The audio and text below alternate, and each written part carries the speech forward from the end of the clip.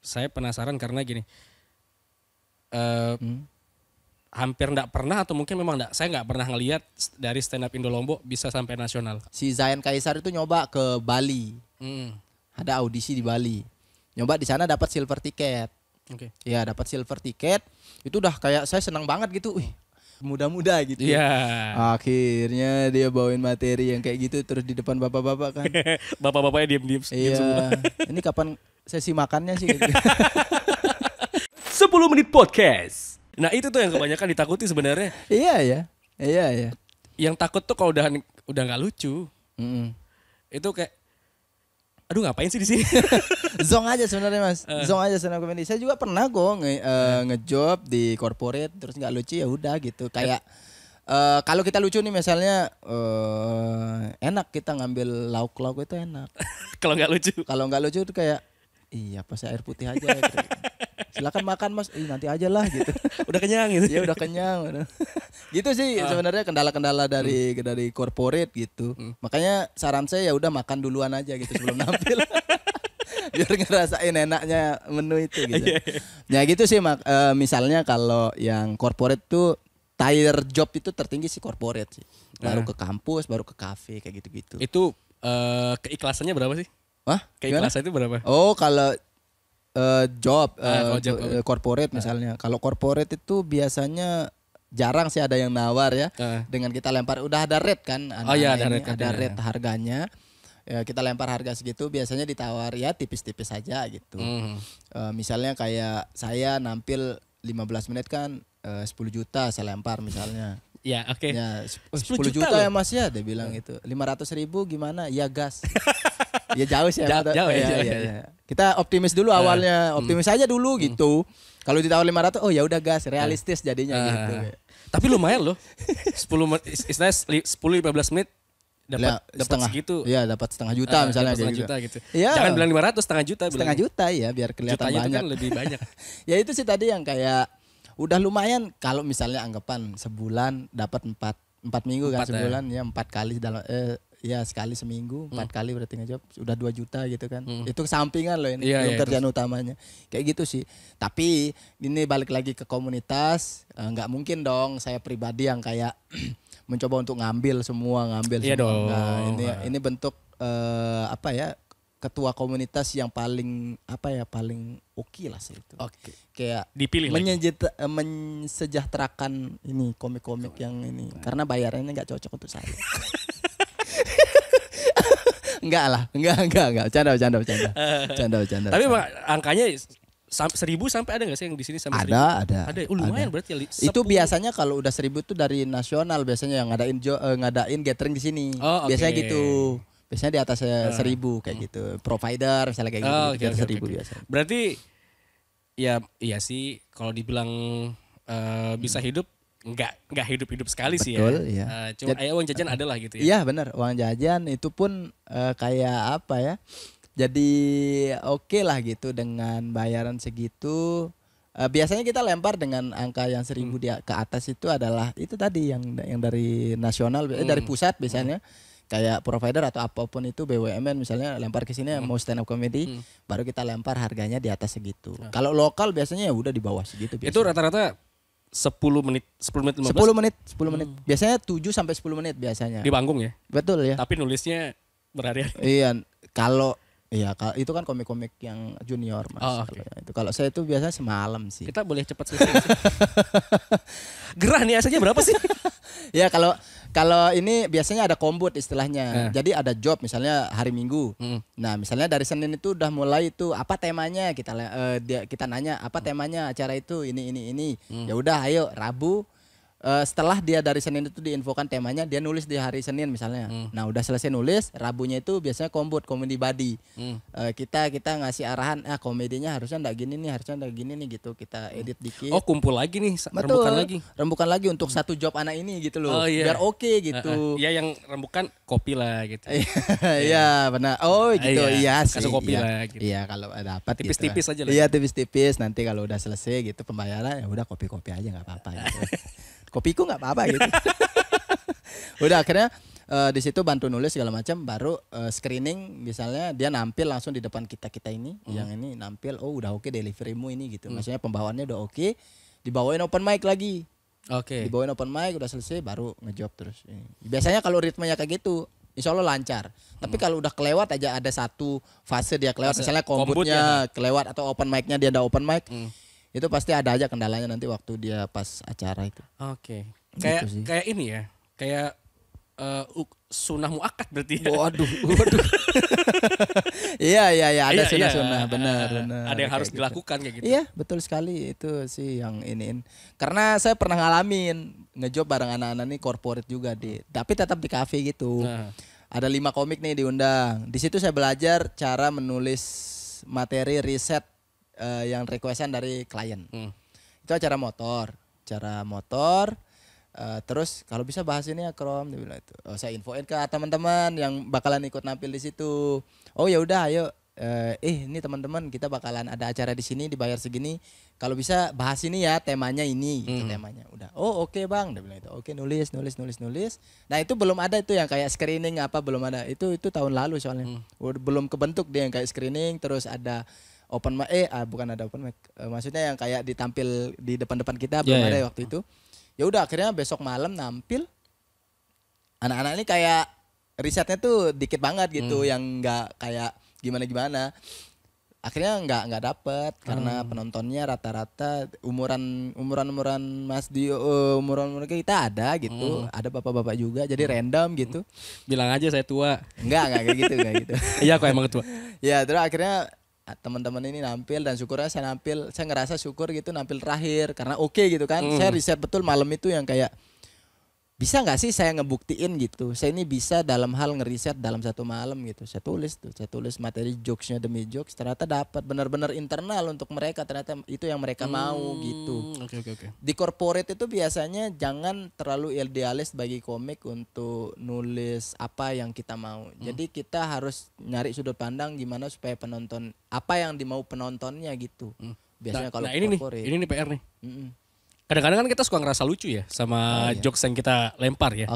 Tapi ternyata pas ya contoh lah open mic, ternyata nggak ada yang ketawa sama sekali. Oh iya. Nah itu kenapa? Berarti itu masih segmentif sih biasanya sebutannya itu belum general yang dibahas itu. Iya, misalnya kayak bahas bapak sendiri misalnya atau orang tua sendiri. Kalau misalnya bahasannya dia nyebut karakter ini, karakter nama-nama ini kan orang belum tahu itu siapa sih gitu. Kalau karakter yang paling standar jokes segmentif di ini adalah datang open mic, terus dia bahas namanya ini. Dia bahas itu dalam tanpa menjelaskan siapa orang ini gitu. Jadi kan orang nggak ngerti siapa sih yang kamu bahas, jadi nggak kena gitu, nggak lucu gitu. Kalau itu tongkrongan oke, karena semua tahu. Benar. Jadi orang ketawa itu karena kadang-kadang relate sama apa cerita kita gitu. Kayak gitu sih. Misalnya kayak saya lempar. Ternyata saya baru nemu kemarin. Misalnya kayak potongan rambut mulet itu adalah tanda titik terendahnya cowok ternyata. Buat saya. Kenapa? Enggak karena iya kayak patah hati kayaknya orang ini potong mulet gitu, kayak potong mulet itu nggak tahu ya, sorry buat teman-teman yang saya pernah potong mulet soalnya. Saya nggak pernah alhamdulillah. Iya makanya karena menurut saya itu masih gondes lah. Iya kayak nah itu maksudnya ternyata potong mulet itu titik terendah gitu. Kayak makanya untuk teman-teman yang misalnya ada temennya yang potong mulet, tanyain dia kenapa kayak gitu. Kamu kenapa sih? Siapa yang kecewain kamu? Iya bisa gitu lah. Kayak gitu-gitulah jokes relate kayak gitu sih yang ini yang perlu dilempar gitu.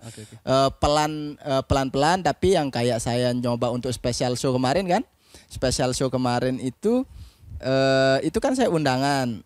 Saya bahas personal aja di situ, orang udah ketawa karena yang saya bahas itu saya jelasin gitu. Misalnya saya nyebut karakter ini, saya jelasin dulu orang ini kayak gimana dengan lucu tentunya. Saya jelasin ya udah akhirnya dapat gitu tawa. Kayak gitu sih sekedar ini terkadang yang kita mikir dia lucu terus mencoba open mic ternyata ini mungkin cara penyampaiannya kurang. Itu satu, delivery ya kalau dari teknik stand up komedi, atau emang ceritanya belum universal aja sih.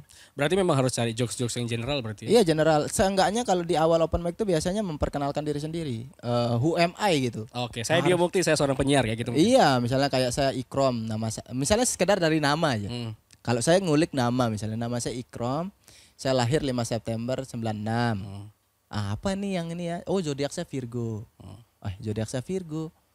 Syukur orang tua saya pas saya lahir nggak percaya zodiak. Mungkin kalau dia percaya nama saya Ikrom Virgoon kayak gitu-gitu misalnya. Kayak misalnya gitu-gitulah otak-atik tekniknya kayak gitu-gitu. Nyari ngulik namanya itu kayak gitu sih. Tatoan sana sini berarti. Jangan dong, jangan diterusin itu. Virgoon. Ya kayak gitu sih teknik cara menulis materi, terus misalnya bahas saudara aja gitu. Apa sih yang unik dari diri saya gitu? Oh, saya lahir anak terakhir. Saya lahir dalam bentuk operasi sesar. Iya, sebenarnya ibu saya dulu sebelum operasi sesar disarankan untuk operasi raja gabungan, dia nggak mau. Misalnya kayak gitu lah. Kan jadi jokes juga gitu. Nah, jadi poin-poinnya itu dia harus ditahu. Kayak gitu-gitu sih Mas Dio. Lumayan patahannya bagus. Ini berarti. Iya. Misalnya kayak operasi sesar gitu. Operasi sesar. Apa ya, operasi raja gabungan atau operasi apa gitu kan bisa digali. Nah, kayak gitu-gitu sebenarnya. Kadang-kadang nulis di situ tuh poin-poinnya itu perlu Kalau dengar kayak gini nih, saya optimis untuk pengen jadi stand up comedian. Itu kalau dengar sekarang nih. Gak tahu nih pas open mic gak ada yang ketawa gimana. Pelampiasan aja. Saya lega banget makanya habis special show kemarin tuh karena ngebahas intimate kejadian tragedi sebelumnya kan. Saya bahas full sejam itu kayak lega banget tuh. Enak banget rasanya, pelampiasan saya ada untuk tempat saya bercerita gitu aja sih sebenarnya dengan cara berkomedi. Di sini di Stand Up Indo Lombok udah berapa komik yang udah special show? Yang special show baru 2. Baru 2 yang sendiri ya, yang sendiri yang sejam gitu. Baru 2 Zain Kaisar yang pertama tanggal 29 Juli kemarin. Nah, saya yang 9 September kemarin. Ya. Telat tuh kemarin tuh kita. Iya, kalau emang ini harusnya ada saya undang gitu. Iya. Saya undang aja. Oke, ada event apa yang dekat-dekat sini? Yang ini kan sudah menit ke berapa? 45?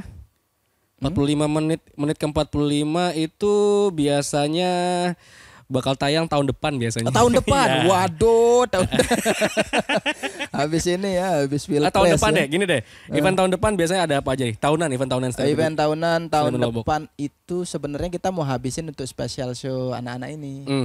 Beberapa ada yang ke-trigger gitu. Tapi kalau saya bukan ke-trigger karena Zayan tadi ya. Karena emang saya pengen buat karena ada tragedi itu. Makanya saya buat intimate comedy special gitu. Nah, kalau yang lain ini itu yang kita terusin sampai mungkin di bulan ketiga tahun depan mungkin. Nah, setelah itu baru ada nanti event-event yang bareng. Kayak misalnya kalau ada tour, kalau ada tour dari Komik Nasional kita terima, kita propose ke mereka mau enggak kerjasama. Terus yang selanjutnya itu adalah Sun tadi, kita lanjutin Sun 5 berarti kemarin kan 2019 itu terakhir Sun 4 kita undang Babe Cabita. Nah, Sun 5 ini mungkin kita bakalan adain tahun depan di September juga. Terus paling di akhir tahun kita bangkitin lagi Komat itu lagi. Akhir tahun 2024 Komat dengan Komat berapa berarti? Komat 6 gitu-gitu lah. Anggapannya kita mau coba untuk tahun depan itu acara kita habisin dulu acara-acara special show. Saya sih pengen adain juga tahun depan buat sebenarnya special show lagi dengan kapasitas yang lebih besar gitu, ngebahas tentang asmara kalau tahun depan kan. Kayak gitu-gitu pengen ngebahas itu, cuma belum tahu jadi apa enggak. Tapi ngasih porsinya ke teman-teman yang pengen ngadain dulu. Ada beberapa soalnya yang udah pengen mau special show nampil sejam itu udah ada.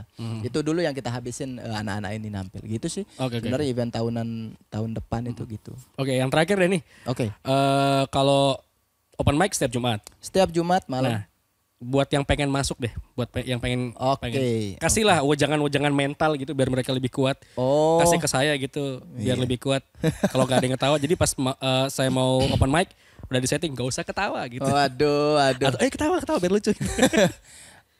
Enaknya sekarang ya daripada ketimbang yang dulu tuh, sekarang tuh support banget sih anak-anak ini sebenarnya ketika nampil untuk orang pertama kali open mic itu support banget sih dari kita kayak lucu dah gitu, mencoba untuk lucu, kita respect gitu, tepuk tangan, udah respect lah gitu agar supaya orang ini mau bertahan gitu aja sih. Pasti banyak yang pergi sebelumnya. Iya, karena jangan menganggap komunitas ini lucu-lucuan terus gitu. Kita ada evaluasi juga. Kita bisa serius kok gitu. Nggak selalu. Orang kaget ketika dia open mic. Terus ternyata nggak lucu. Terus evaluasi. Terus di ini. Oh kamu harusnya ini. Oh ternyata seserius ini gitu. Nah mungkin bisa saya kasih gambaran. Nggak lucu terus kok gini. Maksudnya ritme ininya. Kita ada seriusnya. Ngurus acara segala macam gitu. Harus di ngertiin dari situ dulu. Cara berpikir untuk gabung komunitas ini. Tapi cara gabungnya itu yang itu tadi, yang open mic datang. Seenggaknya kalau misalnya kamu takut, kalian takut untuk nggak lucu, bawa aja teman gitu. Bawa aja 5 teman gitu kan. Jadi teman tongkrongan. Ketawa bayaran lah. Betul ya, ketawa itu aja gitu. Dari kita juga akan support sih pasti. Gitu sih sebenarnya cara gabungnya. Di Rabu juga kita ada sharing kalau yang nanya-nanya terkait cara nulis materi dengan teknik personifikasi gimana sih bang, kayak gitu-gitu. Paling kita kayak belajar sendiri lah gitu. Kayak udah kita ajarin kayak gitu-gitu. Ya paling kayak gitu sih caranya. Gampang aja sih sebenarnya kalau mau nyoba pelampiasan. Ini sebenarnya komunitas ini tempat pelampiasan cerita aja sih. Biar kita nggak gila ya. Betul ya. Gitu, saya mikir. Karena yang banyak terkena gangguan jiwa itu laki-laki. Oh iya. Yang seperti Mas Dio bilang tadi ya. Iya. Seperti kita bilang sebelumnya. Kenapa? Iya tapi emang cocok sih kalau cowok ya nggak sih, maksudnya beban. Oh iya ya karena itu tadi. Udah itu udah episode sebelumnya, gak usah dibahas lagi. Oh nggak usah. Generasi sandwich apa itu ya? Iya. Oke. Tepuk tangan dulu buat Ikro Wannabe. Thank you. Dari Stand Up Indo Lombok. Thank you. 10 menit podcast selesai sampai di sini. Bye bye. 10 menit podcast.